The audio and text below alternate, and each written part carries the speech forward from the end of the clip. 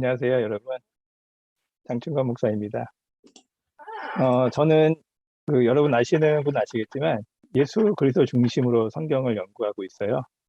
그래서 여러분이 좀 들으실 때 약간 생소하실 수가 있습니다. 근데 이제 잘 들으시면 좀 이해가 되시고 동의가 되실 거라고 생각이 들어요. 저는 성경을 예수 그리스도 중심으로 해석해야 된다고 생각하는데 이렇게 말하면 대부분의 분들이 아니 거의 모든 분들이 맞다고 말씀을 하세요. 그리고 성경의 주제가 예수 그리스도라고 얘기하면 다 맞다고 생각하세요. 그런데 제가 이런 질문을 드린 적이 있었어요. 근데 어떤 분에게 구약시대 사람들은 어떻게 구원을 받았습니까? 이렇게 질문을 하면 대답을 잘 못하시더라고요. 이렇게 하나님 믿고 구원받는 거 아니에요? 뭐 율법을 지켜서 구원받는 거 아니에요? 이런 식으로 얘기를 하세요. 뭐 그렇게 말하는 이유는 아는데 제가 이제 결론부터 말씀을 드리자면 신약 시대뿐만 아니라 구약 시대 사람들도 예수님을 믿고 구원을 받았어요. 이제 이렇게 우리가 생각을 하고 성경을 바라봐야지만 모순이 없어요. 근데 이제 제가 만난 많은 분들은 이게 모순을 안고 있는데 그 모순을 좀 잘 인정을 못 하시더라고요. 그러니까 구약시대 사람들이 예수님을 믿고 구원받았다라는 말에 총론으로는 인정을 하지만 강론으로 들어가면은 그걸 인정을 안 하는 거죠. 이게 되게 대단한 모순이에요. 이걸 그냥 안고 넘어가면 안 되거든요. 그걸 해결을 봐야 되는데 이제 그거를 저는 좀 해결을 하려고 이제 시도를 하고 있습니다. 오늘 룻기를 통해서 좀 그 예수 그리스도 중심으로 어떻게 구약을 해석하는지를 조금 하려고 하는데 어, 분량이 좀 방대합니다. 제가 이제 중간중간에 논증을 좀 해야 될 부분도 있는데 좀 생략을 하고 그냥 간단하게 설명을 좀 드리도록 하겠습니다. 룻기를 선택한 이유는 뭐냐면은 룻기가 우리가 살고 있는 현대 상황하고 많이 비슷하다고 제가 생각을 해서 선택을 했어요. 저는 우리 그리스도인들이 대단히 많이 고통을 받고 있다고 생각하거든요. 모르겠어요. 겉으로는 열심히 봉사하고 또 열심히 살아가시고 그렇게 보이지만 제가 가까이서 만난 분들을 보면 거의 대부분의 분들이 고통을 받고 있는 것 같아요. 저도 어려움을 갖고 있습니다. 하지만 같은 어려움이라고 할지라도 내가 이 고통을 전체적인 맥락에서 왜 받아야 하고 또 어느 정도의 그 고통의 상황 가운데에 놓여 있는지를 알고 또 왜 이 고통을 받아야 하는지 그 의미를 알면은 그 고통의 강도는 현격하게 줄어들어요. 그 전체적인 맥락에서 내가 받는 고통이 어느 위치에 있는지 그리고 왜 이것을 받아야 하는지 의미를 이해하면 같은 고통이라고 해도 그 고통의 그 강도가 줄어든다는 얘기죠. 룻기를 좀 큰 관점에서 바라보면서 이 문제를 해결해 나가려고 합니다. 룻기의 배경은 오늘 본문에서 알 수 있듯이 사사 시대잖아요. 사사 시대는 이스라엘 백성들이 가나안에 들어가서 가나안의 그 지배적인 세력, 남부 연합군과 북부 연합군을 물리친 이후의 상황이에요. 그러니까 그 가나안을 지배하는 큰 세력을 시켰기 때문에 이제는 땅 분배를 하고 각자 구역을 나누어서 이제 지역별로 정복 전쟁을 하는 시대입니다. 큰 세력을 꺾었기 때문에 이제 각 지역에 있는 좀 자잘한 세력들은 금방 정복할 수 있을 줄 알았어요. 근데 이 기간이 예상보다 굉장히 길어졌어요. 어느 정도 됐냐면 한 350년 이상을 어, 잡아요. 350년보다 적게 잡진 않고 350년 이상을 잡고 있는데 우리가 생각했던 것보다 뭐 상당히 길죠. 엄청나게 긴 기간이 이 지역 정복 전쟁에 할애가 돼요. 그러면서 이 지역 정복 전쟁 가운데에서 단지파 같은 경우에는 지역 정복을 실패합니다. 그래서 이 지파 전체가 소멸의 길에 들어설기도 하고 또 이 사사시대 백성들은 굉장히 큰 고통을 겪었어요. 그 고통의 정도가 어느 정도였냐면 오늘 본문에서 보게 되는 이 엘리멜렉 가문의 비극처럼 엄청난 고통을 겪었어요. 우리나라도 기독교가 들어와서 어느 정도 정착을 했다고 볼 수 있죠. 어떻게 보면 큰 전쟁은 이제 이겼다고 볼 수 있는데, 이 복음이, 기독교 복음이 바르게 사회 곳곳에 뿌리 깊게 어, 정착했느냐라고 하면은 아직은 아닌 것 같아요. 뿐만 아니라 그 과정에서 우리가 많은 혼란을 겪고 있죠. 그러니까 시행착오의 기간을 겪고 있어요. 사사기 시대와 비슷하다고 볼 수 있는데, 그런 가운데에서 어떤 현상이 벌어지냐면, 사사시대처럼 자기 소견에 옳은 대로 복음을 믿는 거예요. 각자 그리스도인, 기독교인들은 최선을 다하죠. 뭐 이게 옳다, 저게 옳다라고 하는 나름대로의 최선을 다해서 옳다고 생각하는 것을 따라서 신앙생활을 하고 있어요. 그러나 그 각자 옳다고 생각하는 것만으로는 해결이 안 돼요. 이 사사시대의 패턴에서 벗어날 수가 없는 거예요. 사사시대는 우리가 이제 흔히 알고 있듯이 이제 반복되는 패턴이 있어요. 이스라엘 백성들이 죄를 범하면 하나님이 외적을 강하게 해서 그들을 괴롭혀요. 고통을 주시죠. 그럼 이스라엘이 회개해요. 그러면 하나님이 구원자, 사사를 보내서 그들을 구원해 주십니다. 이 패턴이 반복이 되고 있어요. 그런데 이 반복되는 패턴만을 생각해서는 사사 시대에서 벗어날 수가 없어요. 하나님이 이 사사 시대를 통해서 사사 시대를 벗어날 수 있는 힌트를 주셨거든요. 근데 그 힌트를 깨닫지 못하면 사사 시대를 벗어날 수가 없는 거예요. 오늘 룻기가 사사 시대의 결론이에요. 한편으로는 사사 시대를 벗어나는 해답이에요. 이제 그것을 좀 살펴볼게요. 사사 시대를 통해서 하나님께서 두 가지 힌트를 주세요. 사사 시대를 벗어나기 위해서는 니네가 두 가지를 깨달아야 한다. 그 첫 번째 힌트가 뭐냐면요. 사사들의 특징이에요.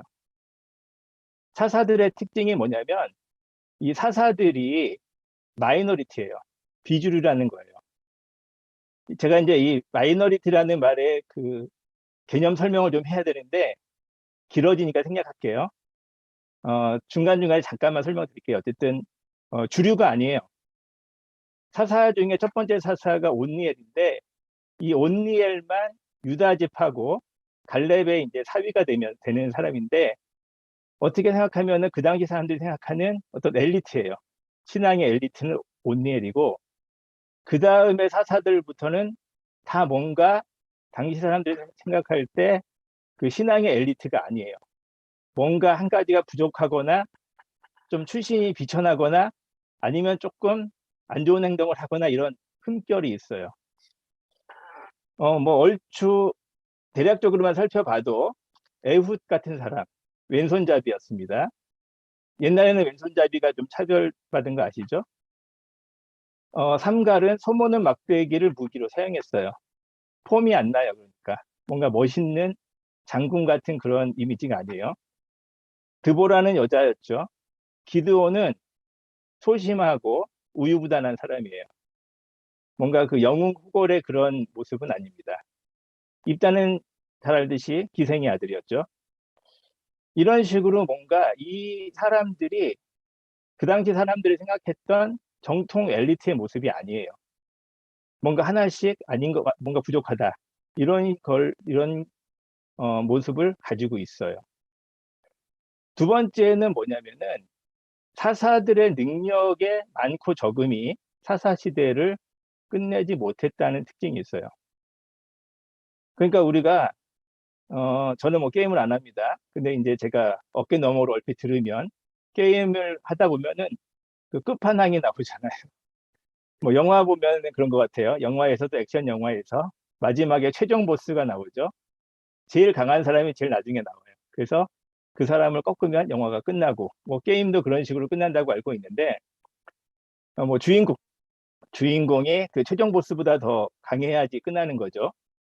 그런데 사사기는 그렇게 끝나지가 않아요. 사사 중에서 능력이 가장 강한 사사가 누구냐면 삼손입니다. 가장 강한 끝판왕 사사가 삼손인데 삼손이 사사시대를 끝내지 못해요. 그러니까 사사시대는 전쟁의 시대란 말이에요. 그래서 전쟁 영웅이 각광을 받는데 사사는 전쟁 영웅이죠. 사람들이 어떻게 생각하겠어요?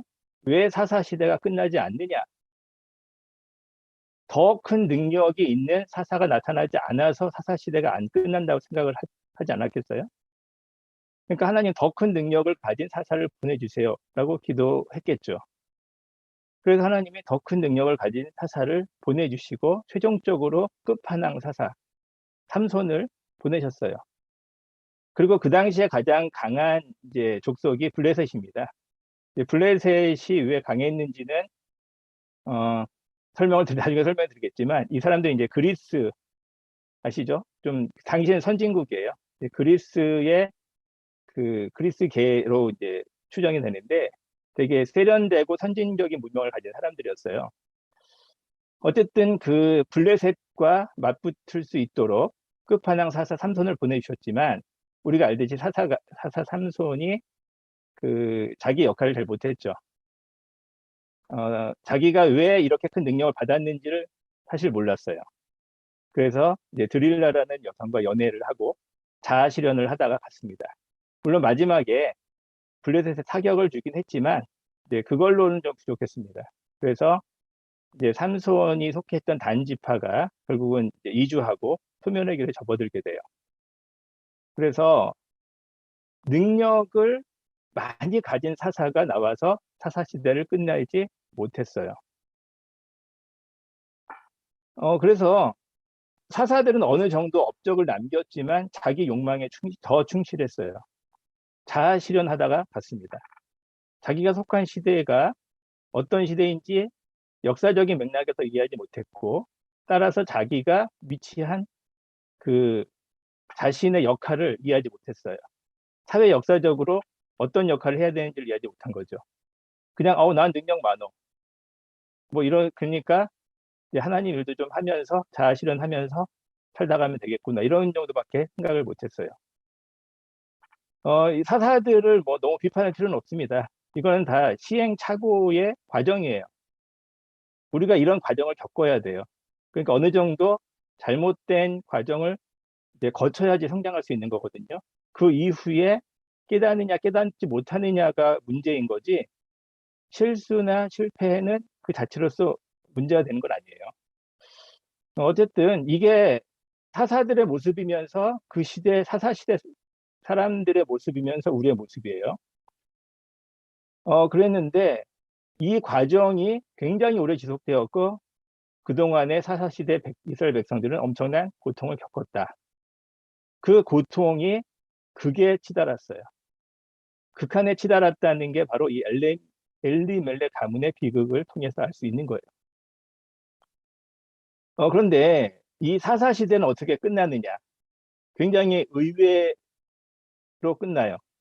룻을 통해서 끝나는 거예요. 어떻게 사사라고 할 수도 없는 룻이 이 사사시대를 끝냈을까요? 이게 바로 성경이 가르치려는 그 진리라고 할 수 있어요. 저는 사사시대 하나님께서 사사들을 통해서 주신 힌트 첫 번째가 마이너리티라고 말씀드렸죠. 비주류. 룻은 비주류 중에 비주류예요. 그러니까 외국인 며느리예요. 이렇게 비유하면은 좀 비하가 될까 좀 우려가 되는데, 외국인 며느리들. 좀 우리가 그런 무시하는 그런 경향이 좀 있죠. 그런 어떤 외국인 며느리예요. 출신도 미천하고 스펙도 없어요. 여성이고 성공적인 커리어를 남긴 전문직 여성도 아니에요. 그냥 가정주부죠. 외적으로 사람들한테 인정받을 만한 요소가 하나도 없어요. 비주류 중에 비주류다. 둘째, 룻은 능력이 없었습니다. 육체적인 힘도 없어요. 돈도 없고 인기도 없고 직업도 없고 사별했어요. 사별이 되면 결혼 실패했어요. 무능력한 사람이죠. 룻은 개인적으로는 무능력했고 오직 기업무를 잘하는 계명을 통해서 보아스와 결혼했을 뿐이에요. 그러니까 룻은 자기 안에 어떠한 능력이나 의로움이나 성공의 조건을 갖고 있지 못했어요. 이 두 가지죠. 이 두 가지 점이 룻이 가진 특징이에요. 룻의 이러한 특징은요, 예수님의 그런 어떤 성품과 일맥상통하는 부분이 있어요. 어떤 부분이 일맥상통하냐면, 첫 번째, 예수님은 비주류의 삶을 선택하셨어요. 곧 있으면 크리스마스인데 예수님은 베들레헴에서 태어나셨죠. 그러나 이제 이집트로 잠깐 피신을 하셨다가 돌아오셔서 어디서 사셨냐면 나사렛에서 사셨어요. 그 당시에 천대받는 지역을 스스로 선택해서 사셨어요. 그 나사렛에서 어떻게 선한 것이 날 수 있느냐 이렇게 무시했잖아요. 예수님이 일부러 그러한 지역을 선택하셨다는 거죠. 비주류의 지역에서 출생하셨어요. 그리고 예수님께서 어떤 그 뼈대 있는 가문에서 태어나지도 않으셨습니다. 목수의 아들로서 태어나셨죠. 그래서 예수님께서는 비주류의 삶을 선택하셨어요. 두 번째, 예수님은 능력이 있으셨지만 한편으로는 무능력하셨어요. 예수님은 하나님을 위해서는 많은 능력을 행하셨지만 자신을 위해서는 능력을 행하지 않으셨습니다. 사탄이 40일 금식한 예수님한테 이 돌덩이를 빵으로 만들어서 먹어라 얘기했죠. 예수님이 그럴 능력이 있었어요. 그러나 예수님은 그 돌을 빵으로 만들지 않으셨어요. 왜요? 예수님의 이 능력은 공적인 거예요. 공적인 메시아서의 임무를 위해서 행해야 될 능력이에요. 사적으로 사용하지 않으셨어요. 그래서 예수님은 나는 하나님의 행하심을 보고 행한다고 말씀하셨고 나는 스스로 아무것도 할 수 없다라고 선언하셨어요. 그러니까 예수님의 능력은 공적인 능력이었지 사적인 그런 어떤 사익을 추구하지 않으셨어요. 뭐 예수님도 이렇게 말씀하실 수 있죠. 아, 하나님 일을 하려면 나도 뭐 먹어야 되니까 먹겠습니다. 나도 좋은 차 타야 된다. 이런 식으로 논리를 펼칠 수 있어요. 뭐 교회 다니는 사람이 잘 살아야 된다. 교회 다니는 사람이 좋은 차 타야 된다. 그러니까 뭐 이렇게 나는 좋은 차 탄다. 예수님이 얼마든지 이렇게 하실 수 있었지만 예수님은 그렇게 하지 않으셨어요. 왜 예수님이 비주류의 삶을 선택하셨고 또 자신을 위해서는 무능력한 삶을 선택하셨는가? 그것은 그것이 믿음을 심어주기에 가장 효과적인 방법이었기 때문에 그런 거예요. 예수님은 믿음을 주기에 최고의 또 최선의 방법을 선택하신 것이라고 우리는 추정을 해야 돼요. 여기서 우리가 구약시대 사람의 관점을 한번 생각해 봤으면 좋겠어요. 구약시대 사람의 관점을 한번 여러분 생각해 보세요. 자, 구약시대 사람들은 성경이 있었지만 읽을 수가 없잖아요. 모세 오경은 양피지에 쓰여져서 성전에서 이제 제사장들이 그 사본을 보관하고 있단 말이에요. 한번 펴보기도 어려워요. 그래서 이제 명절 때 예루살렘에 가면 그걸 읽어주지만, 그러나 일반인들은 보기가 어려워요. 그러면 그들은 어떻게 복음을 접합니까? 율법을 지킴으로써 복음을 접하죠. 그러나 율법을 지켜서 구원받는 게 아니라 갈라디아서 3장 24절에 나와 있듯이 율법은 예수님께로 인도하는 초등 선생이에요. 그러니까 율법을 지켜서 구원받는 게 아니라 율법이 안내자가 돼요. 안내자가 없으면 갈 수가 없는 길이 있죠. 그러나 그 안내자가 목적은 아니에요. 율법을 지켜야 하지만 율법이 목적이 아닌데 율법을 지키는 가운데에서 문득 예수 그리스도의 대속의 죽음을 깨닫는 거예요. 우리가 알고 있듯이 제사를 지내면서 나 이 제사를 왜 지내야 돼? 이렇게 생각하다가 그 제사를 지내는 과정에서 내가 지은 죄가 이 양에게 전가가 됩니다. 라는 행동을 해요. 율법에 따라서. 우리는 율법을 읽지만 그 당시 사람들은 율법을 행하는 거잖아요. 그 행하는 가운데에서 문득 깨달아지는 거죠. 이거는 나를 위해서 대속의 죽음을 죽으실 그리스도, 메시아. 그러니까 여자의 후손, 그분의 그 대속의 사역을 알려주는 것이구나라는 것이 문득 깨달아지는 거예요. 그래서 그 사람들은 그 율법을 삶으로 경험함으로써 깨달음을 얻는 거죠. 그러니까 그 율법, 하나님의 그 말씀을 삶으로 경험함을 통해서 예수 그리스도를 만나는 거예요. 그런데 이런 율법 중에는 뭐가 있냐면은 기름 부음 받은 자라는 자도 있잖아요. 그러니까 제사장을 통해서 하나님의 예수 그리스도를 알려주신단 말이에요. 왕도 그렇고 선지자도 마찬가지입니다. 이 사사들도 한편으로는 예수 그리스도를 보여주는 모델이라고 할 수 있어요. 그래서 그 당시 사람들은 사사들의 모습을 보면서 예수 그리스도를 어떤 그 예수 그리스도의 모델로서 바라보게 되는 거예요. 그런데 이 사사들이 하나님께서 원하시는 좀 온전한 예수 그리스도의 모델이 되지 못했어요. 하나님께서는 그러나 이 사사들을 세우실 때 그냥 막 세우는 게 아니라 의도를 갖고 세우시죠. 뭐냐면 예수 그리스도를 발견할 수 있는 그 요소를 가진 사람을 사사로서 세우시는 거예요. 그런데 어떤 갈등이 있냐면은 그 사사시대 사람들은 하나님의 의도를 좀 거부하는 거예요. 왜? 자신의 선입견을 가지고. 이거는 항상 역사적으로 반복이 되는데 예수님 당시의 사람들도 예수님을 거부한 사람들이 많았어요. 왜? 자신들이 가지고 있는 어떤 선입견을 가지고 예수님을 반대하는 거죠. 우리가 그 선입견에 대해서 잘 의식을 못해요.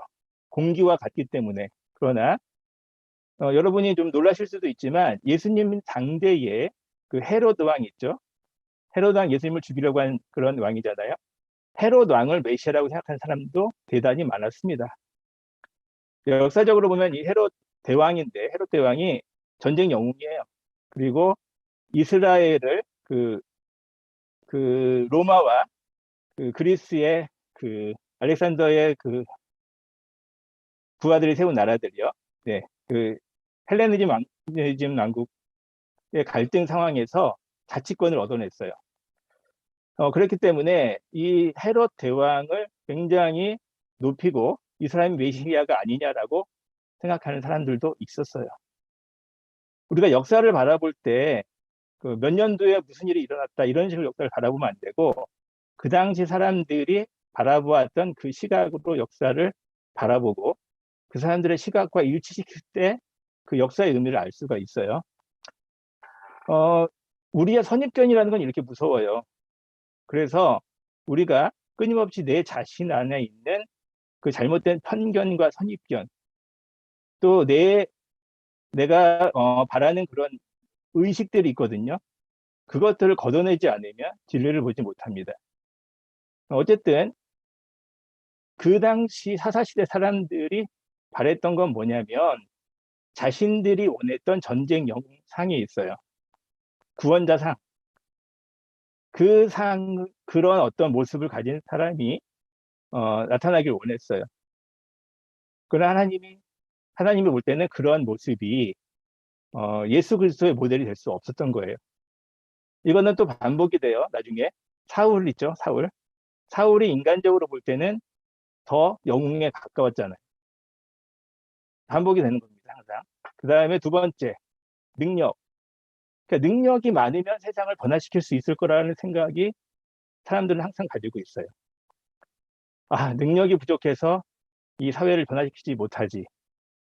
능력이 조금만 더 있었으면 우리가 이길 수 있었을 텐데. 이런 식으로 자꾸 생각을 하게 돼요. 이런 생각을 버리지 못하기 때문에 사사시대는 350년 이상을 반복되는 거예요. 저는 지금도 이 일이 반복된다고 생각해요. 우리나라 그 교회에도 이 엘리트주의가 굉장히 심각해요. 오해하지는 마세요. 뭐 공부 잘하면 안 된다 그런 거 절대 아닙니다. 그런 게 아니라 우리가 있는 그대로를 바라보지 못하고 자기 어떤 생각의 편견이 굉장히 강합니다. 그리고 두 번째로 능력 추구가 굉장히 강해요. 능력을 추구하는 것 자체가 문제가 아닐 수 있지만 능력이 세상을 변화시킬 수 없다는 것을 우리가 또 정확하게 알아야 돼요. 오늘날 교인들은 진리를 추구한다면서 현세적인 복을 더 추구합니다. 성경을 바르게 알고 싶다고 하지만 능력을 원해요. 능력 있는 목회자, 명성 있는 교회를 추종해요. 이런 심리가 목회자들과 교회를 통해서 지속적으로 드러나고 있어요. 진리보다 복을 추구하고 능력 받아서 자아 실현하라는 욕망을 위장하고 있다는 거죠. 하나님도 속이고 자기도 속이고 세상도 속여요. 속일 수 있다고 생각하지만 아무도 안 속아요. 하나님도 안 속고 자신도 안 속고 세상도 안 속습니다. 이걸로는 복음은 아무런 힘을 발휘할 수가 없어요. 그리고 사사시대는 끝나지 않아요. 언제까지? 이 죽을 것 같은 비극, 엘리멜렉 가문의 비극 같은 이 정도에 이르러야지만 사람들이 생각이 조금씩 바뀐다고 할 수 있어요. 사람은 본능적으로 진리보다 복을, 은혜보다 능력을 추구합니다. 거짓된 마음을 스스로 가지고 스스로를 속여요. 우리가 이걸 인정해야 잘못에서 벗어날 수가 있습니다. 우리는 믿는다고 생각하는 것과 믿음을 혼동해요. 믿으려는 의지와 믿음도 혼동해요. 밥을 먹었다고 생각하는 것과 밥을 먹는 행위는 완전히 다르죠. 밥을 먹고 싶다는 의지와 밥을 먹는 것도 달라요. 믿음과 믿는다는 생각, 믿고 싶다는 생각은, 믿고 싶다는 의지는 전혀 다른 거예요. 제가 왜 이 말씀을 하냐면, 내가 믿고 싶다는 생각이나 믿고 싶다는 의지가 믿음이 아니에요. 믿음은 하나님이 우리를 인도하시는 그 인도하심을 따라갈 때 얻을 수 있어요. 그러니까 하나님께서 우리에게 그 믿음의 길을 인도하시는 것을 따라가야 돼요. 조나단 에드워드는 이거를 단계적 은총이라고 표현하는데, 우리가 아무것도 하지 않는 게 아니에요. 하나님이 우리를 인도하시는 그 인도하심을 바르게 보고 단계적으로 따라갈 때 믿음을 가질 수가 있어요. 사사시대의 이 사사들을 통해서 하나님이 알려주시고자 하는 그 의도, 그것을 따라갈 때 믿음이 우리 안에 심기어지는 거예요. 그래서 오늘날도 마찬가지입니다. 오늘날도 우리가 우리 안에 있는 거짓을 치열하게 벗겨내야만 돼요. 그리고 내 안에 정말로 복음을 알고자 하는, 진리를 알고자 하는 의지가 자아 실현하려고 하는 욕망보다 더 강한가를 살펴봐야 돼요. 내가 기꺼이 비주류의 삶을 갈 수 있는가, 삶을 살 수 있는가를 점검해 봐야 됩니다. 그리고 내 자신을 위해서는 무능력한 자가 될 수 있는가, 이런 것들을 우리가 점검할 때 믿음의 길을 갈 수가 있습니다. 그런데 이스라엘에는 그런 사람이 없었던 것 같아요. 그래서 하나님께서 이방인인 룻을 데려다가 구원투수로 투입해요. 그래서 이 룻이 어떤 하나님께서 보여주는 그 메시아를 보여줄 수 있는 그런 사람으로 선택이 돼요. 그 당시 사람들은 알지 못했지만 언제 이것이 드러나냐면 다윗을 통해서 드러나죠. 저는 마무리를 하겠습니다. 저는 예전에 다윗이 왜 믿음이 좋았을까 의아했어요. 다윗이 왜 믿음이 좋은지 설명이 안 돼 있잖아요. 그냥 다윗은 믿음이 어렸을 때부터 좋았던 걸로 나와요. 그러나 제가 성경을 통독을 하면서 깨달은 게, 이 룻의 믿음이 다윗에게 흘러갔구나라는 것을 제가 발견을 했습니다. 그러니까 하나님은 이 룻을 기억하고 계셨던 거예요. 다윗의 그 믿음의 연원이 어디 있는가? 그것은 룻이다. 룻은 하나의 씨앗이죠. 게알더스 보스는 이제 이것을 복음의 씨앗이라는 말로 표현하는데, 복음의 그 외양은 달라지지만 그 생명력을 가진 가장 작은 단위가 이제 씨앗인데, 복음의 씨앗이 룻에게 있었던 것이고 그것이 성장하고 꽃피운 것이 다윗에게 되는 거예요. 믿음이라는 것은 굉장히 강력하고 왕성하게 드러날 수도 있어요. 어떤 때에는 하나님이 어, 정하신 때에는. 그러나 그것이 씨앗의 형태로 남아 있을 때도 있습니다. 그건 하나님께서 섭리하시는 것인데, 우리가 기억해야 될 것은 뭐냐면, 우리가 생명력 있는 믿음의 씨앗을 갖고 있느냐 갖고 있지 않느냐 가장 중요해요. 저는 이 시대가 사사 시대와 같다고 말씀을 드렸어요. 그래서 어, 예수 그리스도 중심으로 성경을 보고, 또 이 시대를 바라보고, 그리고 그것을 추구하는, 치열하게 추구하는 삶을 사는 게 필요하다. 그럴 때 우리가, 또 우리 주위의 많은 분들이 이 고통에서 벗어날 수 있지 않을까 생각을 합니다. 복음이 번성하고 굉장히 세상을 변화시킬 것처럼 왕성한 것 같지만, 그러나 그 교회에 속한 사람들이 엄청난 고통을 겪고 있는 이유가 무엇인가? 그것은 사사시대이기 때문이고, 이 시대를 벗어날 수 있는 길은요, 룻과 같은 보이지 않는 사사, 숨은 사사들이 한 명씩 두 명씩 나타날 때, 저는 이 사사시대를 벗어날 수 있을 거라고 생각합니다. 여러분이 그런 분들이 되시기를 주님의 이름으로 축원합니다.